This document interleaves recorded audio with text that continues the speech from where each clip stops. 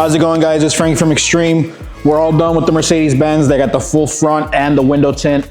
Looks really, really good. Like I said, fully protected up front. We got the full hood, full bumper, both fenders, both mirrors, all this black trim on here as well. The mirrors looks really, really good. They ended up getting the Stratos 15 on the side windows to match the back. 97% heat rejection. It's our top of the line ceramic. Comes with a lifetime warranty and it's a nationwide warranty. It gives you the peace of mind knowing that if we close our doors tomorrow, your window tint and your PPF is going to be taken care of.